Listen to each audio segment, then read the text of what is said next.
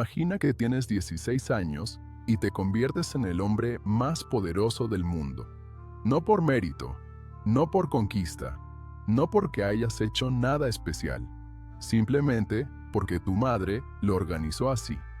En el año 54 después de Cristo, Nerón Claudio César subió al trono del Imperio Romano. Tenía 16 años, gobernaba sobre 50 millones de personas, controlaba el ejército más grande del mundo conocido, y casi nadie, ni él mismo, sabía todavía en qué iba a convertirse. En los primeros años, gobernó bien. Sus asesores, el filósofo Séneca y el prefecto Burro, controlaban los excesos. El Senado funcionaba. Las provincias estaban tranquilas. Roma prosperaba. Pero debajo de esa superficie había algo que esperaba.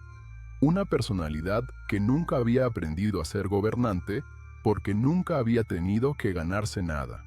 Un hombre que quería ser artista, actor, auriga, músico, cualquier cosa menos lo que era, y que cuando finalmente se liberó de los controles que lo frenaban, reveló algo que Roma no había visto antes en un emperador. No un tirano militar, sino un narcisista con poder absoluto. Y eso, en ciertos aspectos, resultó ser todavía más peligroso. El nombre de Nerón ha sobrevivido 20 siglos como sinónimo de crueldad, locura y persecución. Aparece en las cartas del apóstol Pablo, en el Apocalipsis de Juan, en las crónicas de Tácito y Suetonio, en las tradiciones del martirio cristiano. Pero la historia real de Nerón, más compleja, más humana y más perturbadora que la leyenda, merece ser contada con precisión.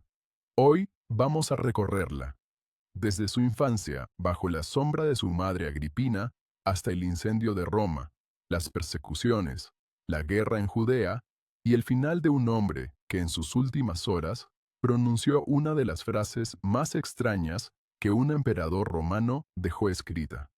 Esta es la historia real de Nerón. Para entender a Nerón hay que empezar con su madre.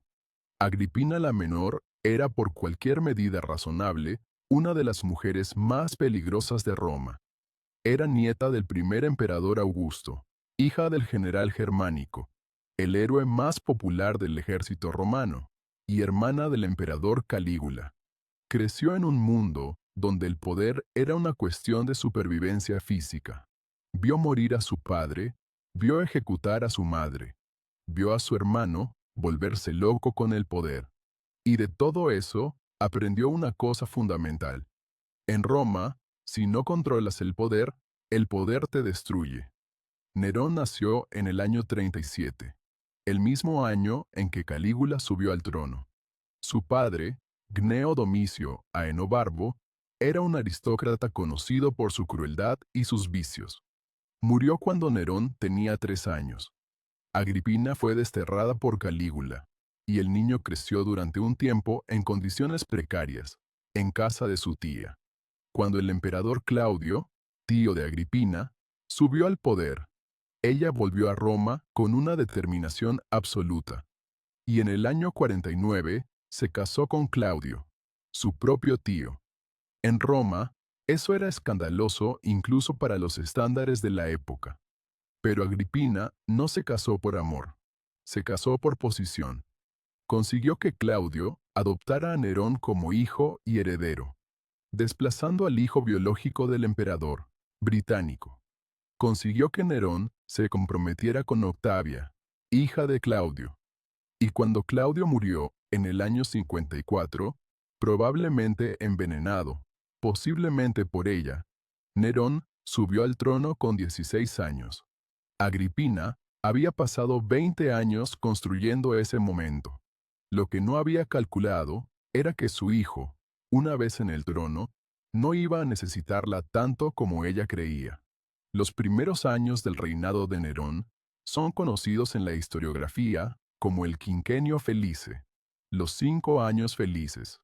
Bajo la tutela de Séneca y Burro, Nerón gobernó con moderación, redujo impuestos, limitó los poderes de los delatores, consultó al Senado.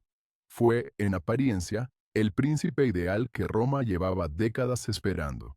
La relación entre Nerón y Agripina es uno de los episodios más oscuros de toda la historia romana. Al principio, ella gobernaba en la sombra.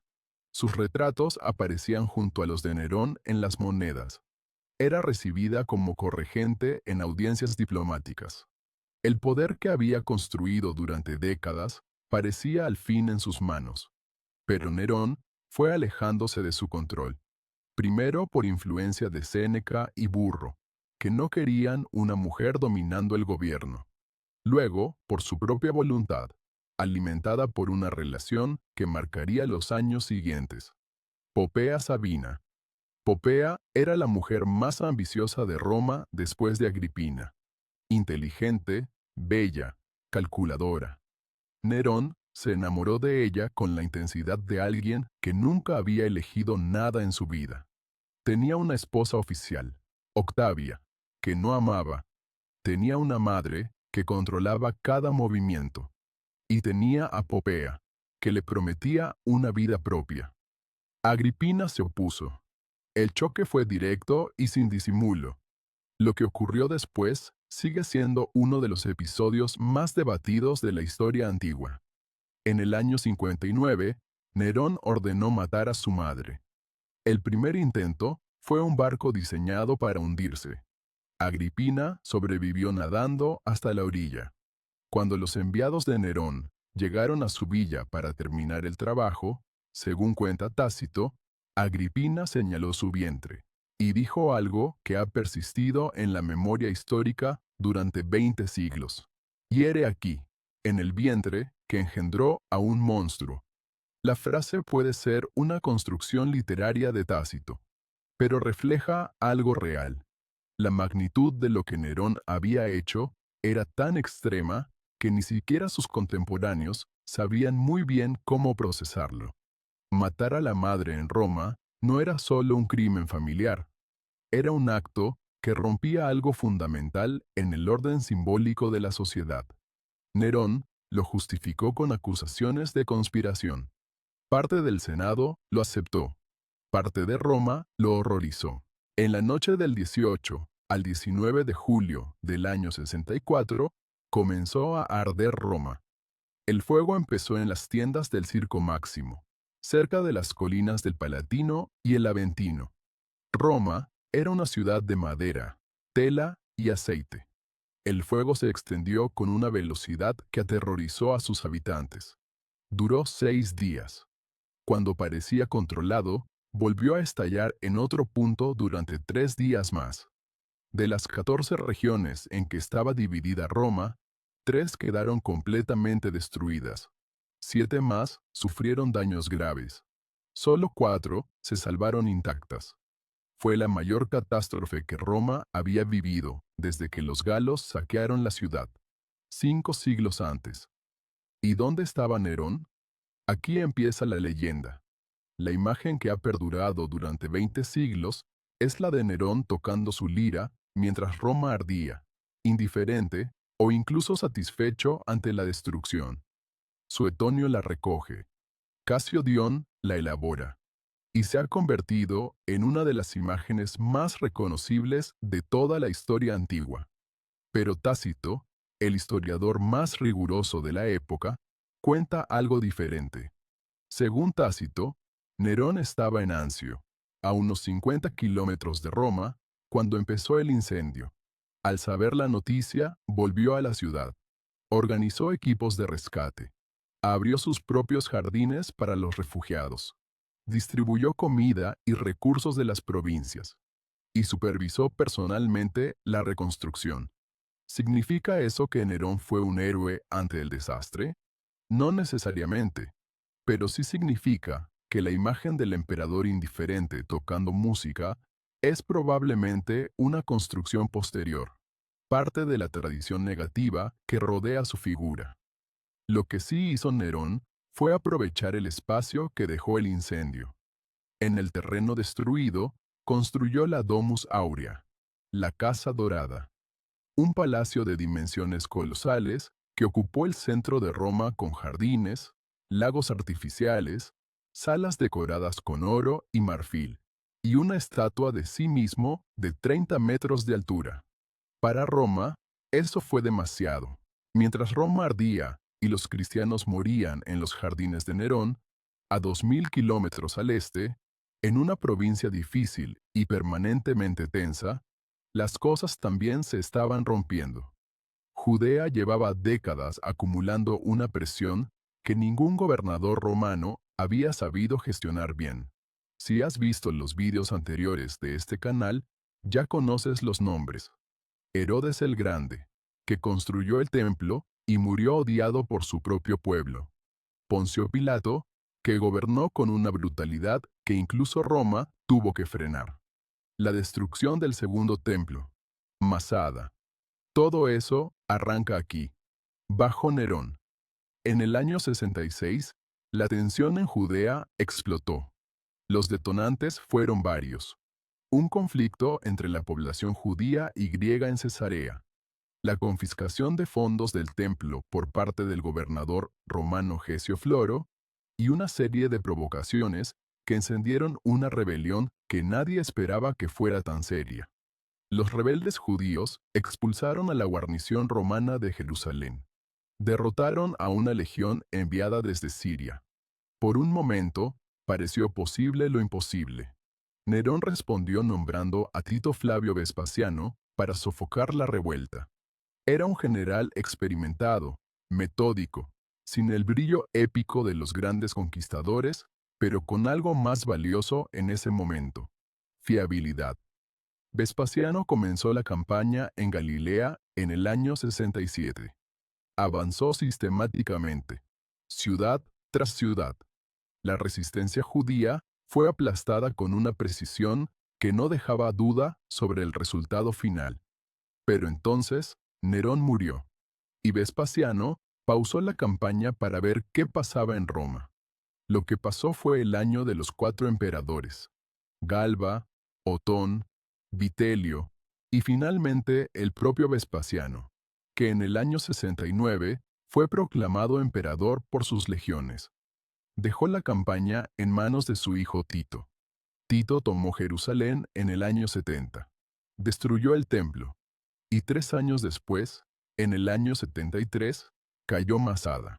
Los últimos años de Nerón fueron los de un hombre que había perdido el contacto con la realidad que lo rodeaba. En el año 65, una gran conspiración para asesinarlo, la conspiración de Pisón, fue descubierta. Nerón respondió con una purga. Entre los ejecutados estaba Séneca, su antiguo tutor, obligado a suicidarse abriendo sus venas en el baño. Entre los sospechosos estaba también Petronio, el árbitro de la elegancia romana, que eligió morir a su manera, cenando con amigos, abriendo y cerrando las venas para controlar el ritmo de su propia muerte. Nerón siguió gobernando. Pero el miedo que ahora rodeaba al trono no era solo el miedo de sus víctimas, era también el suyo propio. En el año 67, Nerón hizo algo que ningún emperador romano había hecho antes y que ninguno haría después. Recorrió Grecia compitiendo en los Juegos Olímpicos, los Ísmicos, los Píticos. Cantó, actuó, condujo carros. Y ganó. En todos. Por supuesto. Los organizadores griegos, intimidados, le otorgaron victorias incluso en las carreras de carros en las que se cayó. Nerón volvió a Roma con más de 1800 coronas de victorias deportivas y artísticas, y declaró a Grecia libre del pago de impuestos, en agradecimiento por haberlo apreciado. Roma, mientras tanto, estaba perdiendo la paciencia. En el año 68, el gobernador de la Galia, Julio Vindex, se rebeló. Nerón lo consideró un problema menor, pero cuando Galba, gobernador de Hispania, se unió a la revuelta y fue saludado por las legiones como el nuevo líder, el problema se volvió existencial. El Senado declaró a Nerón enemigo público. La Guardia Pretoriana, sobornada por Galba, lo abandonó. Nerón huyó de Roma en la noche, solo, disfrazado, con un pequeño grupo de libertos leales. Se refugió en una villa a las afueras de la ciudad, y allí, mientras escuchaba a lo lejos el ruido de los jinetes que venían a detenerlo, tomó la decisión final. No pudo hacerlo solo. Tenía que pedir ayuda a uno de sus libertos para clavar el cuchillo. Nerón murió en el año 68, pero el Nerón, que la historia recuerda, empezó a construirse después de su muerte. Las fuentes que tenemos sobre él son, en su mayoría, hostiles. Tácito, Suetonio y Casiodión escribieron décadas o siglos después, en un contexto en que denigrar a Nerón era políticamente seguro y literariamente rentable. Eso no significa que mientan en todo. Significa que hay que leerlos con cuidado. Algunas cosas que se atribuyen a Nerón resisten el escrutinio histórico. La persecución de los cristianos está confirmada incluso en fuentes no romanas. El asesinato de su madre es aceptado por todos los historiadores. La construcción de la Domus Aurea y su carácter megalómano están documentados arqueológicamente. Otras cosas son más dudosas. El incendio de Roma intencionado no tiene prueba directa, y las fuentes más serias lo presentan como rumor, no como hecho. Las acusaciones de incesto con su madre probablemente son exageraciones literarias. La imagen del artista completamente desconectado de la realidad es una caricatura de algo real, pero más matizado. Y luego está la tradición cristiana y judía, que añadió otra capa al mito. En las comunidades judías y cristianas que habían sobrevivido al terror de la persecución neroniana, Nerón adquirió dimensiones casi apocalípticas. El libro del Apocalipsis, cuya fecha de composición los estudiosos sitúan mayoritariamente en tiempos de Domiciano, aunque algunos lo fechan antes, contiene referencias cifradas a una figura imperial que muchos exegetas han identificado con Nerón. El número 666, la bestia del Apocalipsis, es interpretado por muchos académicos como una gematría, un código numérico, del nombre Nerón César escrito en hebreo. No es una certeza histórica, es una interpretación que tiene peso académico serio. Y luego está el mito del Nero Redivivus, la creencia, extendida en el imperio durante décadas después de su muerte, de que Nerón no había muerto, sino que había huido al este y volvería para reclamar el poder. En el año 54 después de Cristo, un adolescente de 16 años subió al trono del imperio más grande del mundo. No era un monstruo todavía, era un joven con demasiado poder, demasiada poca preparación, y una madre que había sacrificado todo para ponerlo donde estaba. Lo que ocurrió en los 14 años siguientes no fue el reinado de un demonio, fue algo más humano y más inquietante.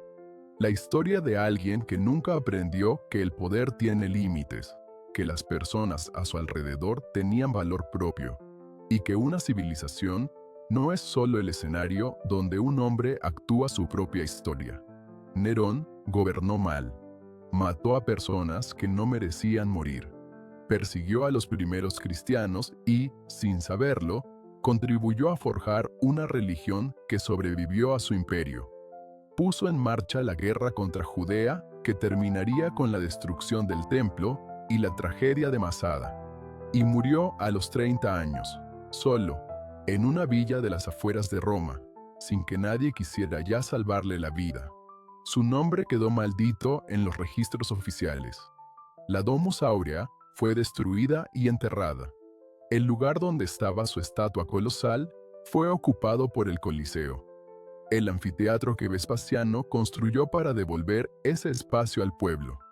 Pero la historia no lo olvidó, porque Nerón nos recuerda algo que los siglos no han conseguido hacer obsoleto, que el poder sin límites no produce grandeza. Produce exactamente esto: un hombre que quería ser recordado como artista y fue recordado como tirano. Un reinado que empezó con promesas y terminó con Roma ardiendo, Judea en guerra y los primeros mártires del cristianismo muriendo en la oscuridad. No fue el fin de Roma, pero fue una advertencia que Roma no supo escuchar. Ese fue Nerón, el emperador que quemó Roma, persiguió a los cristianos y puso en marcha la destrucción de Judea. El artista que quería cambiar el mundo y solo consiguió arruinarlo.